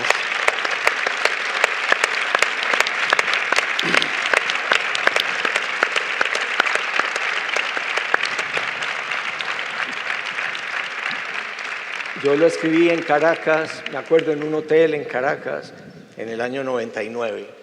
Y entonces aquí falta lo de mi hermana, falta el cáncer de mi hermana, pero de resto está más o menos resumido lo que yo cuento en El olvido que seremos. El olvido que seremos, que es un soneto de Borges, que era lo que comentaba usted, que estaba en el bolsillo de su padre cuando lo asesinan, que además lo había copiado momentos antes u horas antes, una camisa ensangrentada que usted guarda y que quema cuando empieza a escribir ese libro, una bala que da a la policía y la policía, bueno, pues la pierde por el camino y nunca al final se llega a investigar la muerte de su padre. El olvido que seremos es un olvido que está muy presente gracias a usted y gracias a Fernando Trueba. Ahora les voy a lanzar una pregunta a los dos. Hay un protagonista, hemos hablado de él. Héctor Abad Gómez defendió la sanidad pública universal, como nos ha recordado. Realizó la primera vacunación masiva contra la polio. Estaba obsesionado con la higiene, pensando que era el vehículo mejor para que la salud pues brillara, ¿no? Lavarse las manos, que el agua estuviera limpia, que fuera agua potable. Es una realidad, pero claro, ¿cómo contarla? Ahí voy al libro. ¿Cómo contarla para que no resulte pedante, para que no resulte ejemplarizante, para que no resulte moralista? Y por otro lado, vamos a la parte del cine. Para mí es una gran obra, tanto el libro como la película. La película está fuera de todos los tiempos, sobre todo fuera de todos los tiempos en los que ahora mismo, está rodada sin complejos, porque ahora mismo prima la inmediatez, también de alguna manera la violencia, pero sobre todo está rodada sin complejos. Hay alarde de ternura, de sensibilidad, pero no es un metraje edulcorado, amilbarado. Eso es muy complicado mantener ese equilibrio. Fernando. Bueno, me ayudó, yo creo, el hecho de yo también ser de una familia numerosa. En mi casa, al revés que en la de Héctor, éramos todos chicos menos una hermana. Y para mí lo más importante, una de las cosas más importantes de hacer esa película con el libro de Héctor, era que esa casa estuviera viva, que esa familia estuviera viva, ¿no? Que ahí se respirara ese jaleo que hay en las casas llenas de hermanas o de hermanos, ¿no? Y eso era una cosa que la tenía como muy clara desde el principio. También hubo cosas bonitas que se fueron añadiendo, incluso recuerdo que un día íbamos, Héctor me dijo, estábamos localizando la película, ¿no? Y Héctor llamó un día y dijo, me gustaría, como sé que estáis localizando, enseñaros el despacho de mi padre en la universidad y justo al lado de la universidad está el hospital de San Vicente, ¿no? Sí. Donde él trabajaba, y entonces fuimos a ver esas dos cosas y están como esto y la Alhambra, o sea, íbamos cruzando de uno al otro y de repente un médico con una bata miró a Héctor y dijo, ¿usted es Héctor Abad Facioli? Y dice, sí. Ah, yo era alumno de su padre. Entonces dijo, siempre me acuerdo de él y tal, y nos contó lo de las 5 A's del padre. Me pareció aquello tan bonito, ¿no? Una especie de resumen en una píldora de lo que era aire, agua, alimento, abrigo y afecto. Sí. Y entonces dije, pues esto hay que ponerlo en la película, ¿no? Y hicimos una escena en la que lo metí en el guión. Y también antes que tú hablabas de lo de Marta, quizá yo también he perdido un par de hermanos y sé un poco lo que es eso y lo que eso representa para los demás y lo que representa dentro de una familia, ¿no? Y entonces una vez soñé que me faltaba algo de Marta en la película, ¿no? Y entonces me inventé una escena que en realidad es como un poco también otra especie de píldora metida allí en medio, que es como si fuera una home movie, ¿no? Una película casera de Marta cantando, ¿no? Una canción que la hemos visto cantar antes y ahora cantándolo cuando sabe que su vida se está acabando, ¿no? Entonces eso para mí era una pieza que en el libro obviamente hay mucho más espacio para contar las cosas, pero yo me daba cuenta que hacía falta esa pieza dentro de la película, ¿no? Que había que darle al personaje y de Marta esa especie de momento de ella, ¿no? De momento poético y tal, y eso también fue bonito hacerlo y fabricarlo. Para mí era muy claro que una película es muy distinta a un libro, y más a un libro así. Yo me daba cuenta de lo extraño que era que yo hubiera escrito un libro sin ficción a partir de la memoria, casi 20 años después de los hechos, y que ahora se hiciera una película de ficción, porque de todas maneras pues, no podía reconstruirse todo como fue, pero en los que todos nosotros estuviéramos ahí presentes. Y no sabía cómo lo iba a hacer Fernando, como ya dije, fuera del guión. Pero hay unas cosas que no están en el libro y que Fernando puso y que están en la vida de mi papá y que él las tomó de cosas que le contaron y que si no están en el libro, no importa, deberían haber estado. Y hay un momento muy bonito que es el que más le gusta a mi hija Daniela, que también hace cine, que es cuando mi papá oye música en su biblioteca y dice algo que viendo la Alhambra yo me acordé mucho de él, porque él dice que lo que realmente le ha importado siempre, y por eso tiene esa conexión con la música, lo que siempre le ha importado más es la belleza. Y ayer que hice con una morilla la visita guiada a la Alhambra, me di cuenta de que esto sobrevive y que esto se salvó y que el mismo Carlos V le quiso poner el rigor del Renacimiento y de la geometría a la exuberancia de la belleza de los árabes, que de lo que se trataba, lo que había inspirado, lo que inspira el respeto por este sitio, lo que hace que lo conserven ustedes, es simplemente esa condición tan rara que tienen algunas cosas, y no tan rara, que existe en tantas partes, en la naturaleza, en las personas, en los objetos o en los sitios, que es la belleza. Y entonces eso que Fernando puso sobre la belleza, que en el libro no está, siempre me ha parecido, bueno, que si yo volviera a escribir el libro, y no lo voy a volver a escribir, creo que lo tendría que poner. Creo que lo tendría que poner. Es raro que una película pueda completar un libro. Era raro, por ejemplo, que mi mamá, que estaba viva, que tenía más de 90 años, y que decía, yo no me pienso morir hasta no ver la película, y lo cumplió, llevara, por ejemplo, la vajilla para que cuando había escenas de comida, entonces las escenas de comida fueran con la vajilla. Con la vajilla auténtica. Sí, los llevaba y no sé. Una jarra que usaban siempre. Una también. jarra de plata. Algunas sí. cosas, libros de tu los padre. Libros, la mitad de los libros están en la biblioteca reales de la película. Entonces había estos como efectos reales que eran muy, muy bonitos y muy desconcertantes, ¿no? Como la realidad y no. Mi hermana mayor estaba furiosa porque ella decía que que ella siempre había sido muy flaca y que habían escogido una actriz gorda. Eso, o sea, que... Fue la única queja que hubo, pero era una actriz maravillosa. Al estar los originales vivos, ¿no? Siempre hay algún tipo de... habíais sacado antes, precisamente, a colación a Javier Cámara. Javier Cámara, que es el protagonista de la película.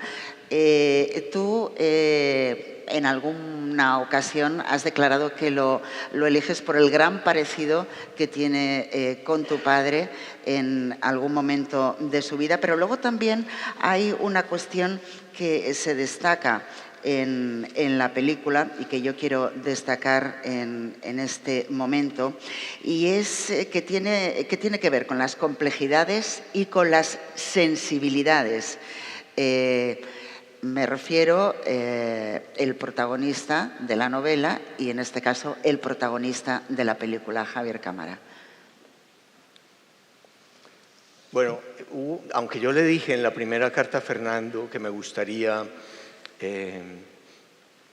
que Javier Cámara fuera el protagonista, los productores querían que fuera una película puramente colombiana, que lo único extranjero fuera Fernando, el director. Y entonces habían pedido a un actor, que es un gran actor, que se llama Andrés Parra, que es el que hace de Pablo Escobar en una de las series, de estas que pasa, El Patrón del Mal, una de las series de televisión. Y él tenía otra serie de narcos o de no sé qué, y no pudo, y empezaron a buscar y no encontraban, me parece, el actor adecuado. Yo, para mí, siempre estaba en mi cabeza Javier Cámara, porque aparte de por el parecido que tú mencionabas, porque yo había trabajado con él, también había trabajado en una película de mi hermano, en Vivir es fácil con los ojos cerrados, y había una cosa que al documentarnos para la película y ver todas las fotos de la familia, escuchar unas cosas, otras, y cuanto más me documentaba sobre el personaje y sobre todo fotográficamente, de repente yo me daba cuenta de una cosa, que es que de todas las fotografías que yo había visto de tu padre, el 95% estaba riéndose. Y de ese 95%, el 95% estaba en mitad de una carcajada, ¿sabes? Era siempre ja. Entonces yo decía, vamos a ver, si hay algo que ningún actor, ni el mejor actor del mundo, puede fingir, es la alegría. La alegría o es legítima o es de verdad, o fingida huele a distancia, se ve al kilómetro, ¿no? O sea, tú puedes coger y decir, a ver, al mejor actor del mundo, a Marlon Brando, yo qué sé, digo esto porque es un lugar común, yo nunca le considero al mejor actor del mundo, pero bueno, tú coges a Marlon Brando y le dices, señor Marlon, va usted a hacer este personaje que es un hombre muy alegre. Entonces ya sabes que la película será mala, porque tú puedes ver toda la filmografía de Marlon Brando seguida y no hay un momento de alegría, ¿no? De alegría quiero decir de... Sí, innata. Innata, de vitalidad, de alegría y tal, todo eso. Y entonces yo me daba cuenta de que eso era probablemente la cosa que a mí más me gustaba y me llamaba la atención en la personalidad de Javier Cámara, como ser humano, ¿no? Una especie de alegría contagiosa, es una especie de circo. Y es que la risa tiene que ser espontánea. La risa está producida por músculos involuntarios. Entonces, cuando un mal actor no es capaz de poner a funcionar automáticamente esos músculos involuntarios, si uno se sonríe con músculos voluntarios, sale una sonrisa falsa, que no es. Tiene que ser... Hay pocos músculos involuntarios en el cuerpo, pero... ¿Por qué existe la expresión de sonrisa falsa? Sí, porque la hacen y se nota. ¿Sí? Y bueno, y la alegría de Javier Cámara. Yo vine a conocerlo en el patio de tu casa y él al parecer no había dicho que sí, pero cuando yo lo vi, también, por primera vez, ya lo había visto en películas, en esta donde era un profesor, por ejemplo, de David, que Vivir es fácil. Ahí me encantaba, pero cuando lo vi personalmente, le tomé una foto y llamé a mis hermanas y les dije, miren, es que es igual. y ahí, estaba escrito que tenía que ser él. Y Javier dijo, ahí me di cuenta de que ya no podía decir que no. No puedo decir que no. Porque además el acento es un magnífico profesional, pero ha llevado muchísimo trabajo detrás, aparte de lo que comentabais, esa labor de documentación, de ver fotografías, que es recordar, de volver a escuchar la voz de tu padre. Pero en el caso de Javier, es verdad, o sea, esa sonrisa la ves innata en él y luego pues la sensibilidad también que tenía que transmitir al personaje de tu padre. Hay una cuestión que también quiero subrayar porque los dos sois narradores. Uno en formato escritura, otro en formato cinematográfico, pero la sensibilidad es exactamente la misma. Transmitís sensibilidad, transmitís pasión, transmitís también química. Y os he dejado... ¿Sabes? Bueno, voy a avanzar un poquito más, ya voy a sacaros del trance. Conseguís con esa química que tanto el lector como el espectador se meta en la historia, sea un personaje del libro o sea incluso un personaje de la película. Y eso es complicado. O sea, transmitís tanta verdad que conseguís implicar en primera persona al lector o al espectador. ¿Se siente dentro de la película o se siente uno de los personajes del libro? Voy a contestar con algo que tal vez no tiene nada que ver. El olvido que seremos está dedicado a dos personas, Carlos Gaviria y Alberto Aguirre, que en realidad eran dos amigos de mi papá, mucho más viejos que yo, que probablemente fueron ellos dos la mejor herencia que me dejó mi papá. A ellos también los iban a matar y poco después de que mataran a mi papá se fueron al exilio. Aguirre a Madrid y Carlos Gaviria a Buenos Aires. Bueno, ellos de algún modo, Carlos publicó mi primer libro y Alberto Aguirre era siempre el lector, el primer lector de los libros que yo escribía. Después ellos se me murieron, yo me quedé sin lectores. Fernando y yo tenemos prácticamente la misma edad, pero había algo que a mí me pasaba cuando conversaba con mi papá, con Carlos Gaviria y con Aguirre, que era que yo con ellos aprendía mucho y me encantaba conversar con ellos, pero sobre todo oírlos a ellos. Y tal vez lo que tú dices, química, es que yo cuando estoy con Fernando todo el tiempo aprendo muchas cosas. Él tiene, no sé, ahora que estábamos esperando allí en la sala, me estaba contando unas cosas de David Hume y de Adam Smith y esa amistad de dos grandes escoceses, de dos grandes británicos. Y yo estaba aprendiendo mucho. Y ahora estoy escribiendo un libro también de una experiencia muy dura, que es la experiencia reciente que tuve en Ucrania cuando me fui allá y mataron frente a mí a la escritora ucraniana que nos acompañaba, Victoria Melina. Y un poco como me pasaba con Aguirre y con Carlos, le conté, bueno, Fernando y yo, ya lo dije, somos casi de la misma edad, pero es un poco mayor y eso produce como medio año mayor y eso produce cierta... Bueno, él es el mayor, yo soy el baby. Entonces le dije, Fernando, mira, es que de esto de Ucrania estoy escribiendo dos cosas. Una es ficción, una es una novela que esa experiencia me genera. Y la otra es simplemente el relato real, la crónica de lo que pasó en ese corto viaje de 4 días. Y no sé, uno de los dos libros tiene que imponerse sobre el otro. Y Fernando me dijo algo que para mí es lo que me permite ahora seguir avanzando, creo que bien, espero que bien en este libro. Él me dijo, pues mira, haz los dos, simplemente la primera parte es la ficción y la segunda parte es la crónica. Y lo estoy haciendo así, y tengo en mi computador 2 archivos, el archivo R, aquí a la derecha, y el archivo F, R de realidad, y el archivo F de ficción a la izquierda, y voy escribiendo el uno o el otro, y todo se lo debo a Fernando, que me aclaró algo, bueno, que le debo. No quería que tirara nada. Creo que la mejor forma de acercarse, el poder acercarte a una historia con la realidad y con la ficción es maravilloso, ¿no? Sí, para el lector. Yo no sabía, yo pensaba que tenía que hacer o la una o la otra, no sabía cuál iba a ser.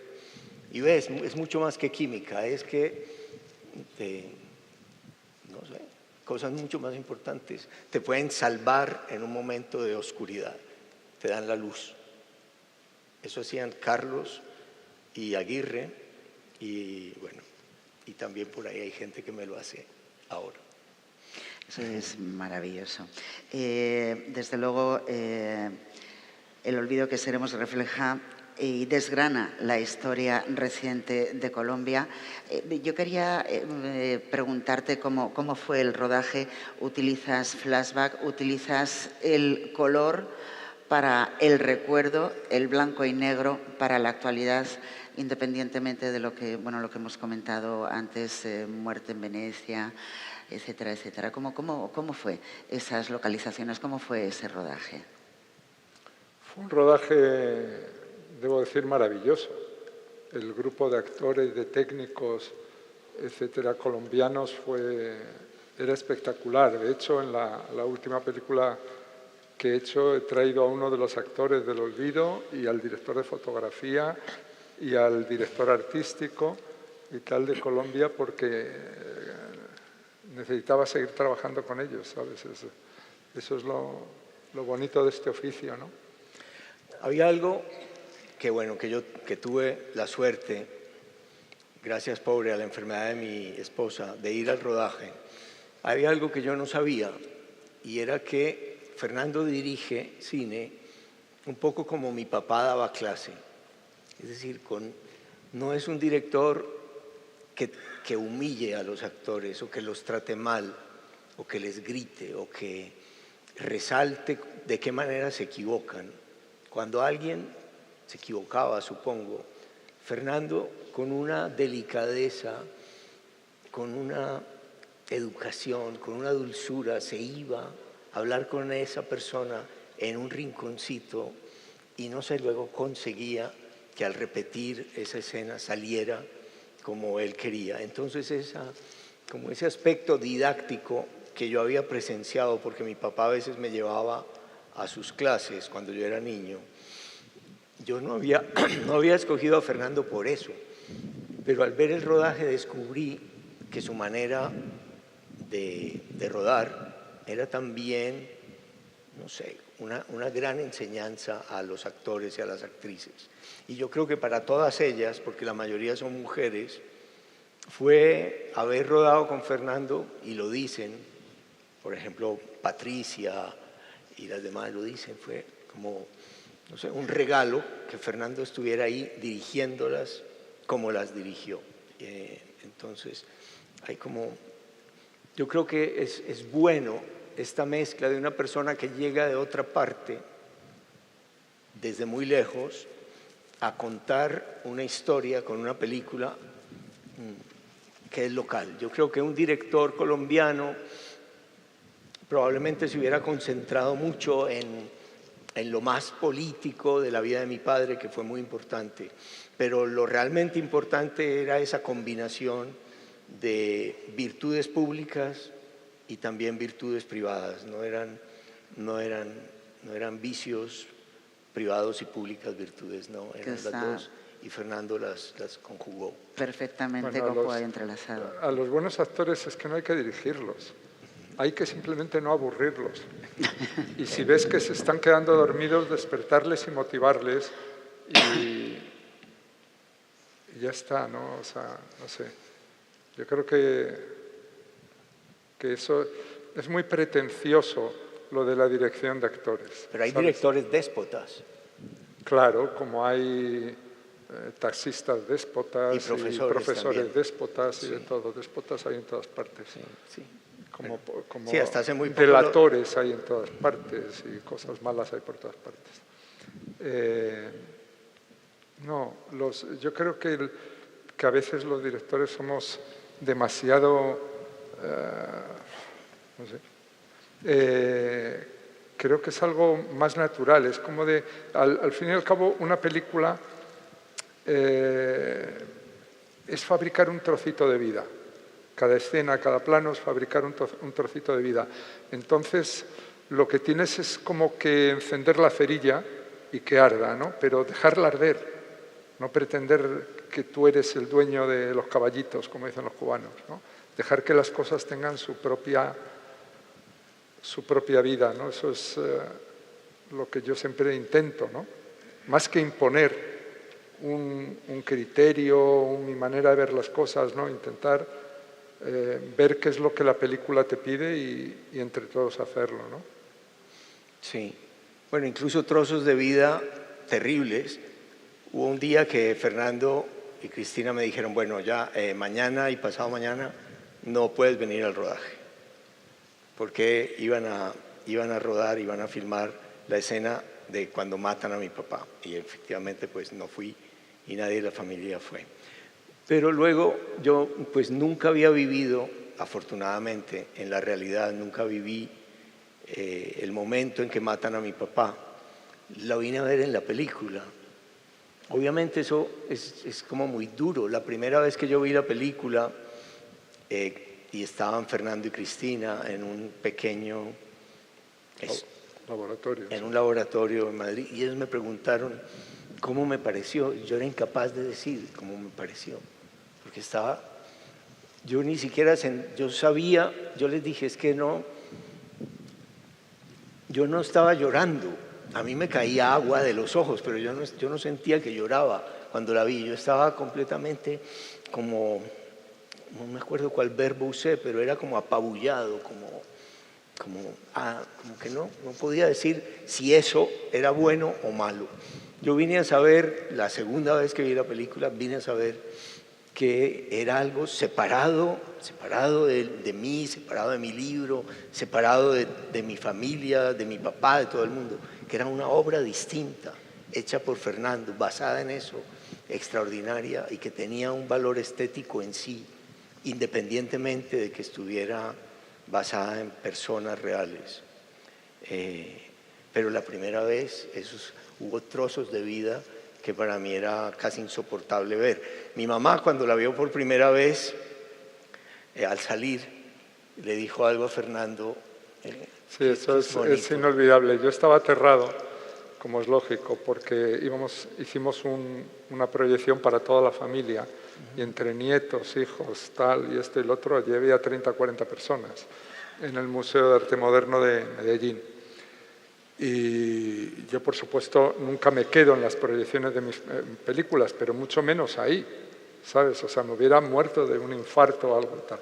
Y me bajé al café de abajo, y donde tuve la suerte de encontrarme con el mejor director de cine colombiano, Víctor Gaviria, que es muy amigo mío, y me hizo compañía. Y le dije, es que estoy enseñando la película. Y me dijo, Dios mío, qué situación. La familia está viendo la película y tal. Uf. Y entonces me hizo compañía mientras duró la proyección, y al final subí. Y lo más bonito que recuerdo de ese día, que yo estaba de verdad al borde de darme algo, es Cecilia al salir, cómo me abrazó y me cogió las manos y me dijo varias cosas que me impresionaron mucho. Una, me he reído tanto, ¿cómo me lo he pasado? Es que me estaba riendo tanto y pasándomelo tan bien, porque las comidas en casa eran así, todo era así. Y de repente me he quedado me he parado de reír y he dicho, ¿de qué te estás riendo si sabes lo que va a ocurrir? Eso me impresionó mucho. Y luego también que le había impresionado tanto Javier Cámara, que decía, es que me apetecía, dice, ir y preguntarle cosas, ¿no? Y que decir, ¿qué has hecho? ¿Qué pasa? ¿Dónde estás? Como si fuera... Como si fuera él. O sea, como si fuera él. Yo no he visto mayor generosidad y para mí eso, claro, imaginaros, era un regalo, o sea, de estar tan aterrado y que te digan eso, y mayor era comunión, música. ¿no? Claro. Es que las películas transmiten una realidad que, bueno, la literatura, las palabras lo logran, pero te crean una realidad mental a cada lector distinta. También por eso a muchos no les gusta ver películas de libros que les han gustado, porque tienen su propia realidad adentro. Pero las películas transmiten una realidad tan fuerte que con el paso del tiempo no tienen ninguna importancia si esta película eso no es como fueron las cosas. Esta película transmite algo que se parece, que da una ilusión de realidad extraordinaria. Y yo me doy cuenta de esto también cuando, por ejemplo, en la Feria del Libro de Madrid, estoy en una caseta firmando libros y llega una señora así muy española o un señor cualquiera y me ha pasado... Estás empezando a contar la anécdota y ya se está riendo. Me ha pasado muchas veces, me dice, está bien, voy a comprar el libro, a ver si es tan bueno como la película.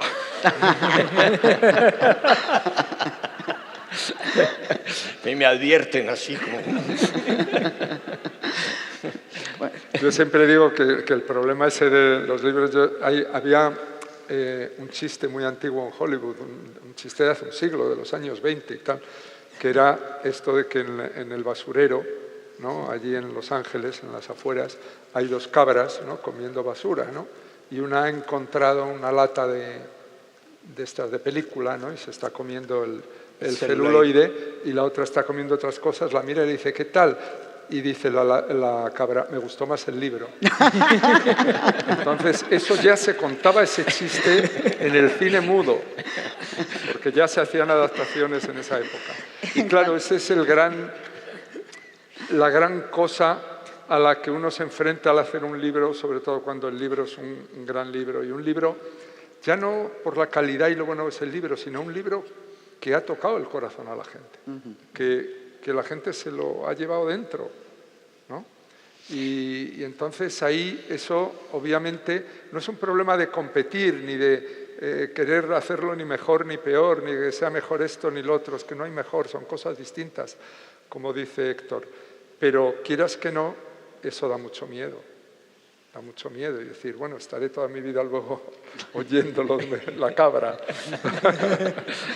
El libro se ha traducido a 20 idiomas, la película, entre muchísimos galardones, el Goya al mejor largometraje iberoamericano, que no sé si te lo esperabas en este caso, pero...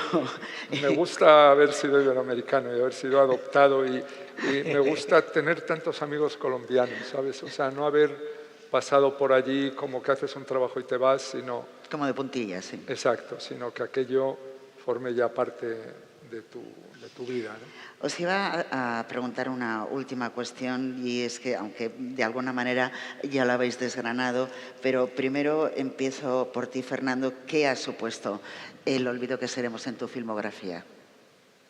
Bueno, pues sí. ¿Y en tu vida? Pues muchas cosas, por esto te digo, de que no solo nuestra amistad, el que estemos aquí hablando de ella hoy y viendo la Alcazaba antes de entrar y los amigos colombianos que ahora tengo y no sé, son muchas cosas, o sea, y haberme sentido sobre todo parte de esa familia, ¿sabes? Haber sido tan bien acogido por todos ellos, ¿no? Por todas las hermanas de Héctor, por su madre, que efectivamente cumplió su palabra y eso fue maravilloso y además la vio más de una vez, ¿no? Sí. Y eso fue muy bonito. Luego, por ejemplo, el trabajo con todos los actores de allí y actrices, el trabajo con los niños, con Luciana y con Nico, fue para mí precioso, ¿no? Con Javier Cámara. No sé, es un recuerdo feliz, ¿no? Hacer la película. Y es un recuerdo muy bueno. Y para ti, Héctor, ¿qué es lo que supone la película? Además de poner en valor y en la historia la figura de tu padre, pero también la figura de toda la familia al completo, sus valores, también la historia concreta, narrada de una manera muy escrupulosa, con mucho respeto de lo que pasó en esos años terribles, cruentos. Por ejemplo, en el año que mataron a tu padre, mataron a 55 personas más, grandes figuras, por ejemplo, el director del Espectador, el señor Cano, etcétera, etcétera. ¿Qué es al final lo que te queda a ti del olvido que seremos? ¿Has cumplido con tu misión? Bueno, yo soy una persona que no sé bien por qué, si porque soy bruto o por otras cosas, se me olvida mucho todo lo que vivo, las caras de la gente. No reconozco a alguien que había visto hace pocos años y no sé quién es. Se me olvidan los nombres, se me olvidan las situaciones. Ya no recuerdo bien la primera vez que vine a Granada. Espero no olvidar esta y haré todo lo posible por no olvidarla.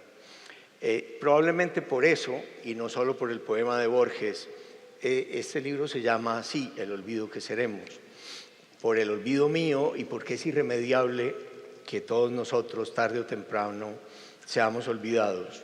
Pero aunque ese olvido está ahí, y es de lo que este libro habla con resignación, que es algo que va a pasar, de todas maneras este libro era un acto de resistencia para que el recuerdo se prolongara un poco más, para que al ídolo de mi infancia lo recordaran un poco más en Colombia, para que lo conocieran mis hijos y para que esta persona a la que yo creo que este libro ha sido tan leído porque el protagonista era una persona extraordinaria, para que más gente lo recordara. ¿Y qué ha hecho Fernando? Pues nada menos que ayudarme con el realismo del cine y con una película preciosa, ayudarme a que ese olvido se postergue un poco más y a que en muchas partes donde la gente ve más películas que leer, pues no sé, nada, me ayuda a eso, a lo que yo quería, a postergar el olvido.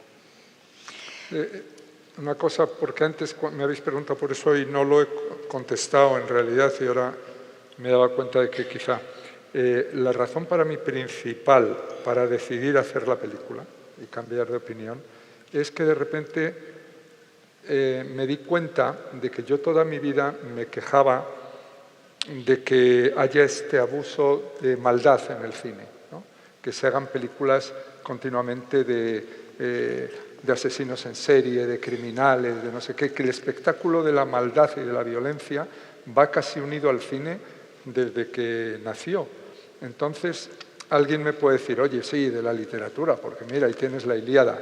No, perdóname, la Ilíada, con toda la sangre que hay, es un libro de un humanismo impresionante, porque es un libro que valora al enemigo tanto más que al otro, donde precisamente se habla de la piedad, se habla de la maldad con conciencia de que es maldad, ¿no?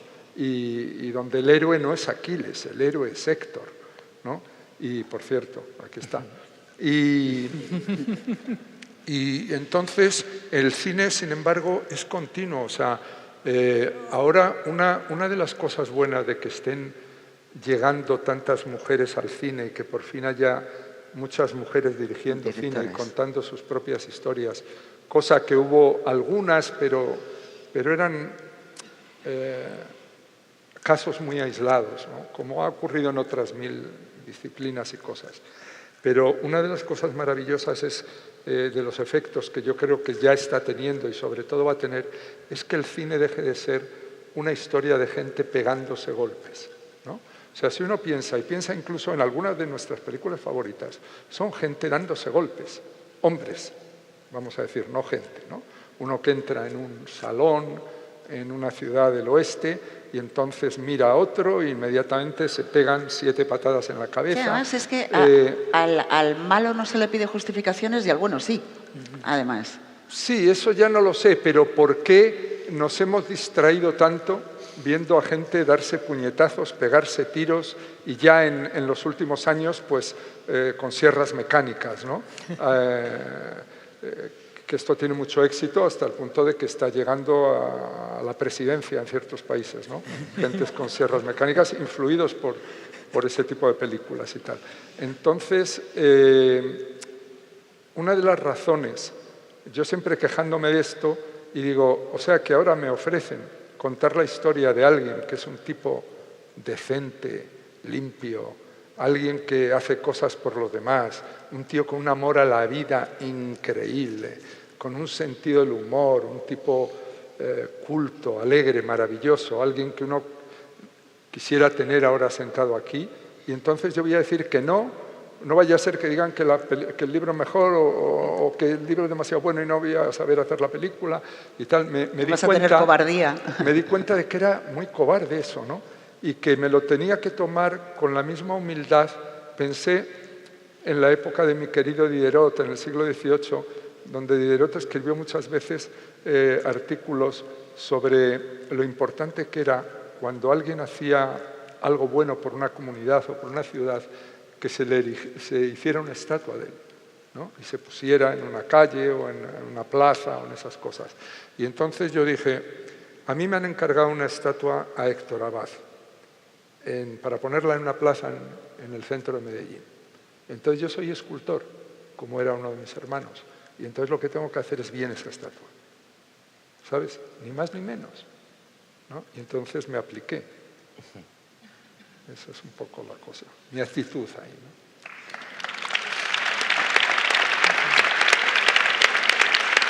Como niño, yo quería algo imposible, que mi padre no muriera nunca. Como escritor quise hacer algo igual de imposible, que mi padre resucitara. El olvido que ya no será, el olvido que seremos, ese olvido ya no será gracias a Héctor Abad Faciolince y gracias a Fernando Trueba. Muchísimas gracias por este regalo que nos habéis hecho esta tarde de jueves y muchísimas gracias por ese regalo, esa película y ese libro. Gracias. Muchas gracias. Gracias Granada y gracias al Festival Internacional de Poesía de Granada. Gracias por habernos invitado a disfrutar con vosotros. Y gracias a la Alhambra y al Palacio de Carlos V. Muchísimas gracias, Beatriz, Fernando, Héctor. Podéis estar seguros de que este momento de hoy no va a pasar al olvido fácilmente en Granada y desde hoy, de hecho, forma parte de la mejor memoria de los primeros 20 años del Festival de Poesía, sin duda alguna. Así que muchísimas gracias, de verdad, de corazón, por acompañarnos. Gracias. Gracias. Bueno, de esa forma finalizamos la jornada de hoy. Recordarles que mañana clausuramos el Festival Internacional de Poesía en este mismo espacio con la actuación de Diana Navarro, la charla previa con Juan Pinilla y, como sabrán, el aplazamiento de la charla con Orhan Pamuk por motivo ajeno a este festival, que se pospondrá y anunciaremos próximamente la fecha. Muchas gracias.